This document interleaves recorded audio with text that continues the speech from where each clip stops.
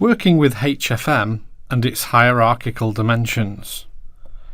When you're working with HFM and you're working with entering data into the dimensions, we've got to bear in mind some basic principles. We can only enter data at the base level. So once we enter data at the base level, depending on the dimension we're working with, we can submit data, and submitting data will allow HFM to quickly aggregate the data up to the parent levels of the hierarchy.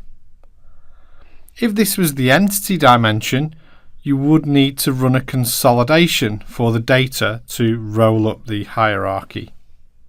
Do bear in mind, if this was an account, you do have attributes that exist on the accounts. So for example, this could be flagged in the account attributes as a revenue account. This could be flagged as an expense account. And the attributes of the accounts will determine whether the aggregation and the data that rolls up during the aggregation increases or decreases. So in this example, an expense would decrease the revenue, so at the parent level we'd have 50 rolling up. So when you work with the hierarchical dimensions, typically you can only submit data at the base level.